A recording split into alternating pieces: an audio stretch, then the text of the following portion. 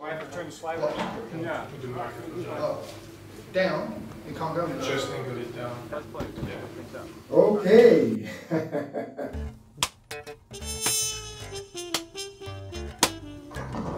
Hey guys, all right. Let's talk about something that ain't dangerous. How about this? So things may be a little strange for us, but listen to this. Yeah, we could start a new direction, affecting the future ahead, spreading smiles for miles, a new kind of trend. Want a new style?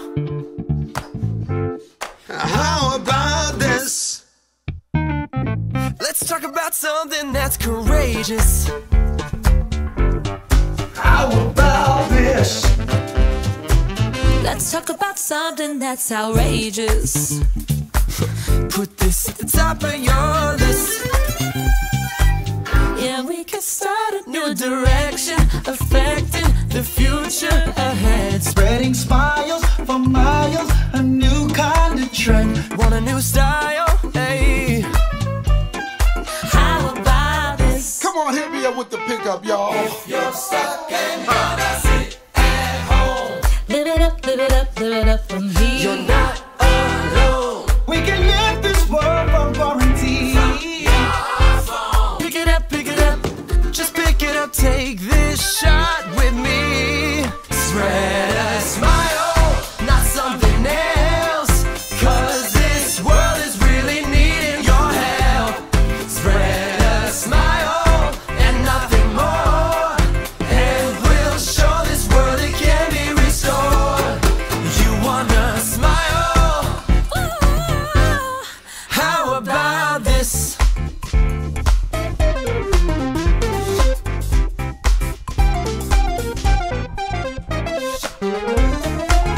Oh, yeah.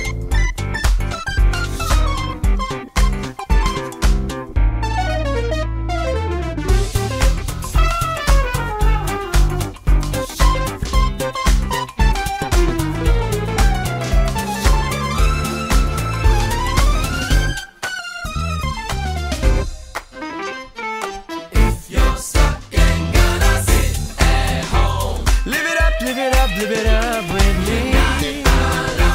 We can live this world while quarantined.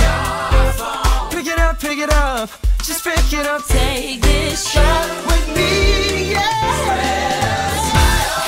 Not something else. 'Cause this world is really needing your help. Spread a smile and nothing more. Show this world it can be restored. Spread a smile. Stay well, stay strong. Keep moving on, keep moving on. Spread a smile and nothing more, and we'll show this world it can be restored. You wanna smile? How about this?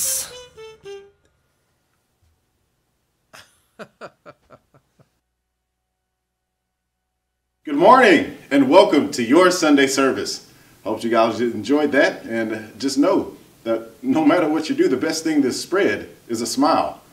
Now, this Sunday, you'll hear some of the practices and beliefs of the church, and we will go over what is personal integrity and how is it used. After that, we'll get into the topic of today, which leads me into this question for you. Have you ever felt like there was a target on your back? Or that the world seemed to be out to get you? The why of that is what we're going to be looking at today. And with any problem presented, there is a solution for it. Before we view the next video, that will be played, I would like to go over a word. That word is inalienable. Something that is inalienable cannot be taken away from you or given away by you. It is yours and will always be yours. So let us have a look at the video of the Creed of the Church of Scientology.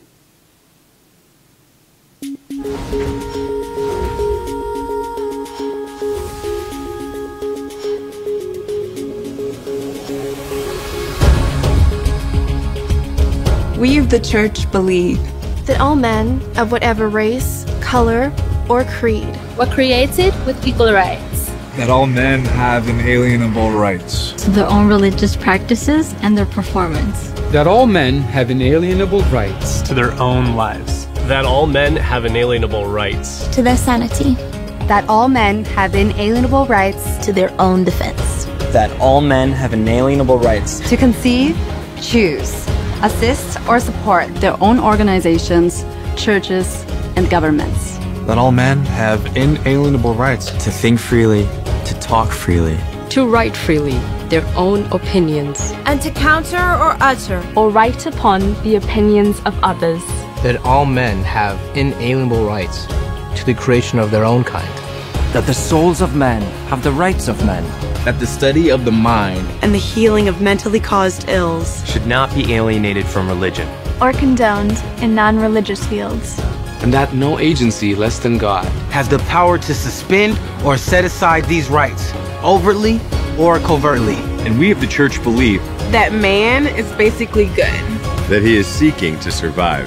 That his survival depends upon himself and upon his fellows. And his attainment of brotherhood with the universe. And we of the church believe that the laws of God forbid man to destroy his own kind, to destroy the sanity of another, to destroy or enslave another's soul, to destroy or reduce the survival of one's companions or one's group. And we of the church believe that the spirit can be saved, and that the spirit alone may save or heal the body.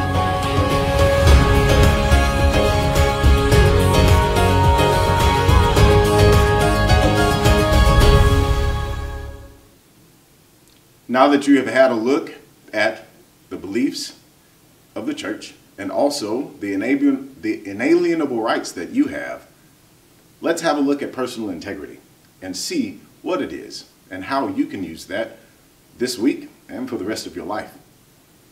Personal Integrity by L. Ron Hubbard. What is true for you is what you have observed yourself. And when you lose that, you have lost everything. What is personal integrity?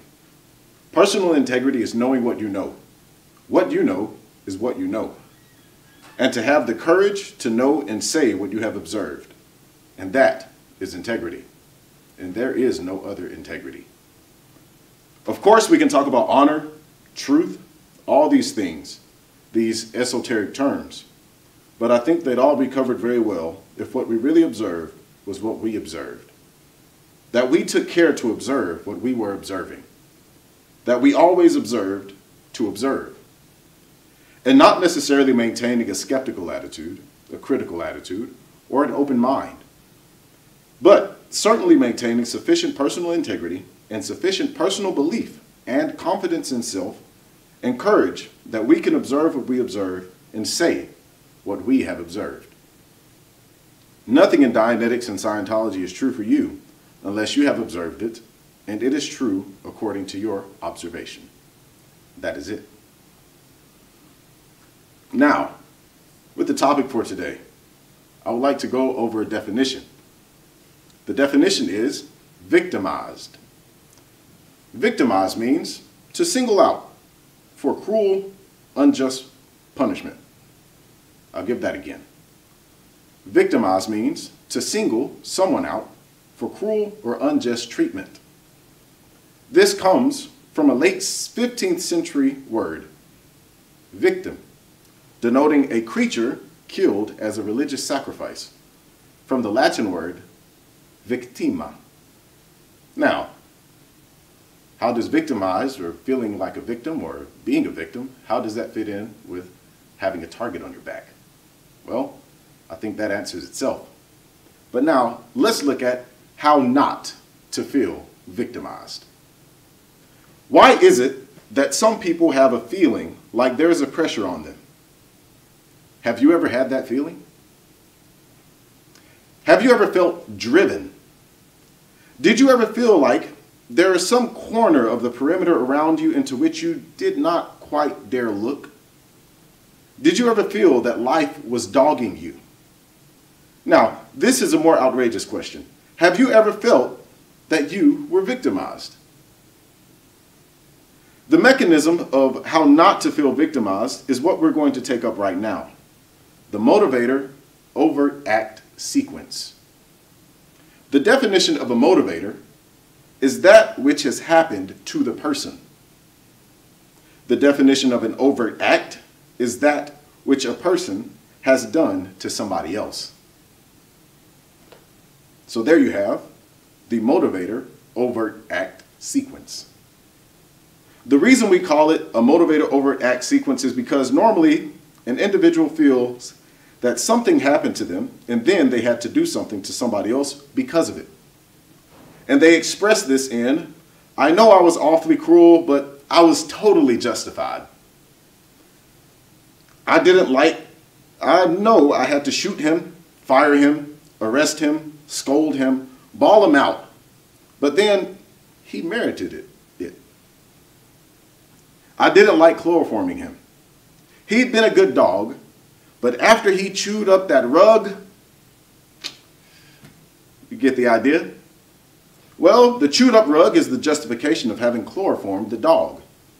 The overt act is chloroforming the dog, and the dog chewing up your rug is the motivator. Now, there's another two sides to this situation. What about the situation where you did something to somebody without a motivator?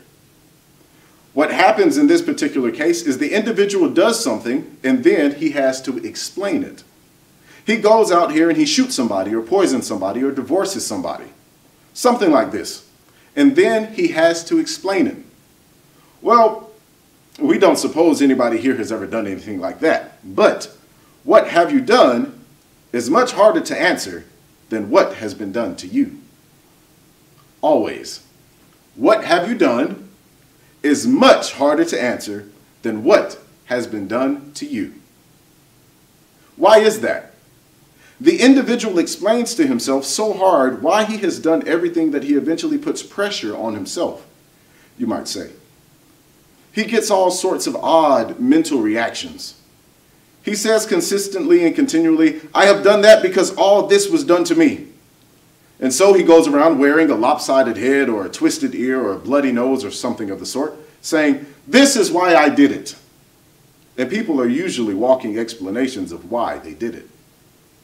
Freud, in a Victorian age, conceived man to have this horrible monster parked someplace. Maybe it was just under the left ear. And this horrible monster was all the time plotting, and he had a censor that restrained his fellow. Boy, he had the most populated head of any man I ever heard of.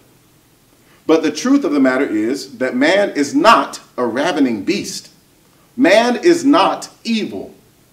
But doing to others what others then consider evil, that's the exact course of it. The individual conceives of himself as having done evil. And if he weren't good, and if he weren't basically something that was kind and decent, he would never protest against an evil or wrong act, would he? Would he make himself sick just because he'd done something evil if he weren't basically good? This is one of the greatest proofs there is for the basic nature of man. Now, the overt act motivator sequence explains a great deal about marriage. A husband does something to the wife she doesn't even know about. The next thing you know, he's mad at the wife. But he's the one that did something to the wife. The days go on and he does more and more to the wife and he gets madder and madder at the wife. And the months and years go on and he gets more and more and more and more impatient and upset with the wife. She doesn't even know what's going on. Similarly, she goes out to a party and she goes out in the garden and there's a young man out in the garden and he gives her a quick kiss. This is something she can't tell her husband. And then she's done an overt act against her husband. Well, a few more parties and a few more kisses and what happens, happens. And the next thing you know, she's just furious with her husband. She could just kill him. Why? He doesn't give her any motivators is one of the best explanations. But the fact of the matter is, she just simply gets a tearing fury against him. You'll find almost any marriage would clean up totally and completely. utterly if you just cleaned up the motivators and overt acts. And you'll think the male partner couldn't take it. The funny part is, the male partner probably already knows all about it, or something about it already. Now, where an individual is faced with a disintegrating personal relationship, it is true that he may not have the answer to it. It may lie totally with the other side. He may have no idea on it at all. If the relationship is disintegrating and he honestly knows he hasn't done anything to disintegrate it, then he must know one thing, that somebody is pulling an overt act against him consistently and continually that deteriorates the relationship. If he wants to repair the relationship, all he's got to do is get the person to tell him what they can't tell him. Confess a few of the overt acts, clean them up. Or, if he himself finds the relationship is disintegrating, actually all he has to do along the line is simply clean up the communication lines. And when I say communication lines, I mean the direct line of communication between one point to another point. So if it's between the husband and the wife, it's their line of communication, how they communicate, how often they communicate, and the quality of that communication. So I'll give that again. Actually, all he has to do anywhere along the line is simply clean up the communication lines. Tell the person why he's so mad at the person. You say, that would blow it all up. But the very funny thing is that it certainly never has. With this understanding comes a whole technology of keeping marriages together, keeping families together. Why do kids get so mad at their parents in their teens? They pull enough overt acts against them by the time that they get into their teens, they're furious with them. The parents haven't done anything much to them. Anytime you permit this situation to become overbalanced on either direction, overt act motivator sequence on either party, once you break the communication lines of any social relationship between these two, you then have a deteriorated personal relationship. And this is the only reason why you have a deteriorated personal relationship with anyone, anywhere. Either you are pulling overt acts against them and they don't know about it, or they are pulling them against you and you don't know about it. All you have to do is straighten it up, clean it up, and you've got it made. It's a wonderful feeling to be right with the world. You can learn how to straighten out any relationship simply by studying the Scientology handbook, by learning how to resolve conflicts, how to clean up overts, how to save a failing marriage, and more. You can accomplish miracles by the standards of today's troubled world. Now, I hope that you will apply this reference, this data that you've just heard in your life, and also using personal integrity so that you can observe what's happening. You can observe and speak on the deterioration of a relationship that you have in your life. I hope that you'll use this. And for anybody who's gained something from this, from listening, and thought of ways that they could use this, please drop a comment. Let me know. I'd really like to hear from you. Now, as for announcements, on Tuesday, Vincent will be delivering a webinar entitled Toxic Relationships. Now, it's very interesting because we just got through talking about marriages. So, if you want to see the things that are involved and why relationships can become so toxic and how you can actually do something to handle that situation, I suggest you on Tuesday at 8 o'clock visit that webinar. There should be a link that'll be coming up just now. And then also, next Sunday is a very interesting Sunday because it's Easter Sunday. So, I'm going to be giving you guys information on what Easter is, what's the traditions that follow on Easter, and the source or the actual origin of Easter. And it's going to be a pretty amazing Sunday. And then also, we'll be giving you an invitation to freedom, which would be the topic of next week. And with that, we'll be ending with the reading of the Scientology prayer for total freedom.